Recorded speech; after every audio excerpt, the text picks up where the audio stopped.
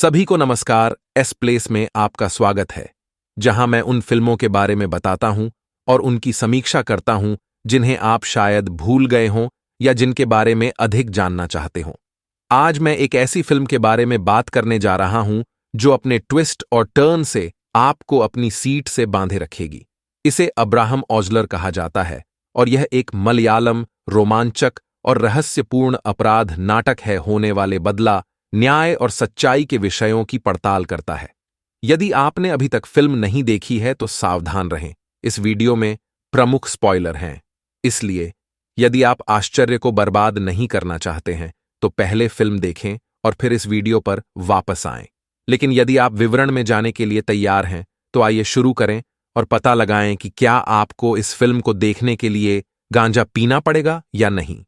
लेकिन उससे पहले कृपया लाइक और सब्सक्राइब करें। फिल्म एसीपी अब्राहम ओजलर की कहानी पर आधारित है, जिसका किरदार जयराम ने निभाया है, जो एक पुलिस अधिकारी है और उसकी जिंदगी तबाह हो जाती है जब एक फर्जी पुलिस कॉल उसे बहका कर ले जाती है, जिसके बाद उसकी पत्नी और बेटी का अपहरण और नृशंस हत्या विनीत द्वारा कर दी जाती है, जो एक अपराधी है जो पिछली घटनाओं का बदला लेना चाहता है।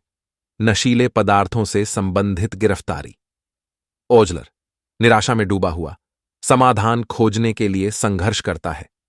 3 साल बाद मतिभ्रम और अनिद्रा से परेशान ओजलर अपने अधीनस्थों एसआई सिजो और एसआई दिव्या के साथ हत्याओं की एक श्रृंखला की जांच करता है।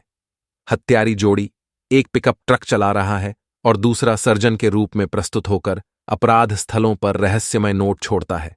जैसे जैसे टीम कनेक्शन सुलझाती है, उन्हें मुख्य संदिग्ध के रूप में कृत्रिम स्वर यंत्र का उपयोग करने वाले एक व्यक्ति कृष्णन दास का पता चलता है। उनकी दुखद पृष्ठभूमि की कहानी सामने आती है। एक बार एक प्रतिभाशाली बच्चे कृष्णन दास ने एक असफल सर्जरी में अपनी आवाज खो दी, जिसके कारण ओजलर ने उन्हें पीड़ितों से जोड़ा। अतीत में झांकते हुए ओजलर को पीड़ितों के माता पिता के बीच एक साझा इतिहास का पता चलता है। शिवकुमार, सेल्वराज, झावी और अलेक्जेंडर 1979 में कोझिकोड मेडिकल कॉलेज में सर्जिकल एमडी के छात्र थे। झावी द्वारा आयोजित एक असफल सर्जरी से प्रेरित पेशेवर ईर्ष्या और व्यक्तिगत प्रतिशोध के कारण घटनाओं की एक श्रृंखला के परिणाम स्वरूप कृष्णदास को अपनी आवाज खोनी पड़ी। जटिल बदला लेने की योजना में दुर्घटना को छुपाना, नशीली दवाएं देना और झूठे आरोप शामिल थे। हत्याओं के पीछे का मकसद स्पष्ट हो जाता है। एलेक्स उन लोगों से बदला लेना चाहता है जिन्होंने उसकी जिंदगी बर्बाद कर दी और उसकी प्रेमिका सुजा की मौत का कारण बने। उसकी योजना कृष्णन दास की मदद से सामने आती है, जिसका भाग्य भी साजिशकर्ताओं के कारण वैसा ही होता है। पुलिस हस्तक्षेप करती है, जिससे कृष्णन दास को पकड़ लिया जाता है, लेकिन असली मास्टरमाइंड अलेक्जेंडर अंत तक मायावी बना रहता है। जैसे ही सच्चाई सामने आती है, अलेक्जेंडर को गिरफ्तार कर लिया जाता है और ऐसा लगता है कि मामला अपने निष्कर्ष पर पहुंच गया है। हालांकि जावी के पुस्तक हस्ताक्षर कार्यक्रम में एक आश्चर्यजनक मोड़ आता है। वह गिर जाता है और मर जाता है, जिससे पता चलता है कि अलेक्जेंडर ने उसे जानबूझकर जहर दिया था, जिससे उसकी कहानी उजागर हो जाएगी। इसके बाद ओजलर जेल में विनीत से अपनी नियमित मुलाकात पर अप्रत्याशित रूप से अलेक्जेंडर से मिलता है, जो अब एक साथी कैदी है।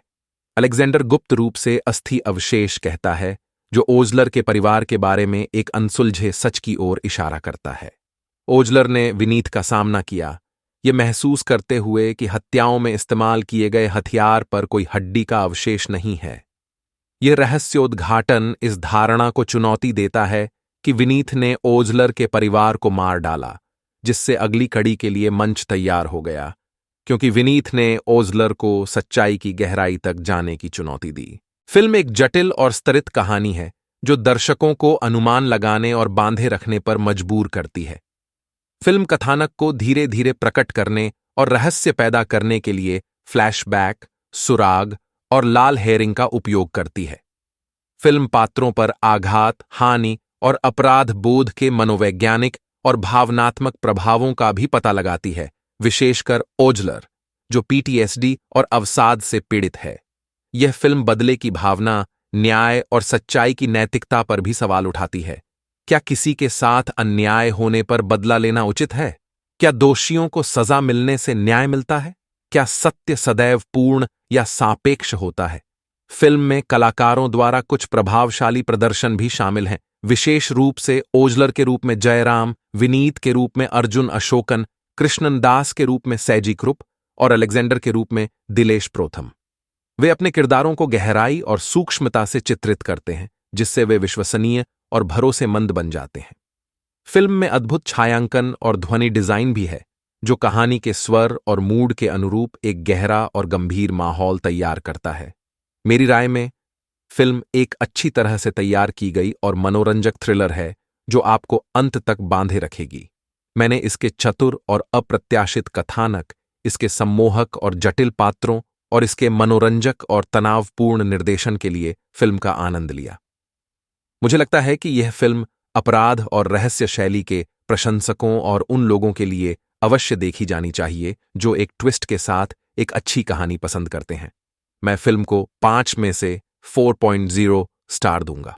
इस फिल्म को देखने के लिए आपको गांजा पीने की जरूरत नहीं है।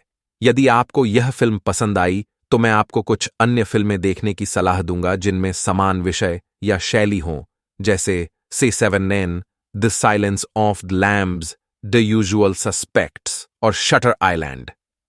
इस वीडियो के लिए बस इतना ही। मुझे उम्मीद है कि आपको मजा आया। यदि आपने किया है तो कृपया इसे लाइक करें और नीचे कमेंट करें। आपने फिल्म अब्राहम ओजलर के बारे में क्या सोचा? क्या आप मेरे विश्लेषण और समीक्षा से सहमत हैं? क्या आपके पास मेरे लिए कोई प्रश्न या सुझाव है? मुझे अपने विचार और राय बताएं और अधिक फिल्मों की व्याख्या और समीक्षा वीडियो के लिए मेरे चैनल को सब्सक्राइब करना न भूलें। देखने के लिए धन्यवाद और अगली बार मिलेंगे।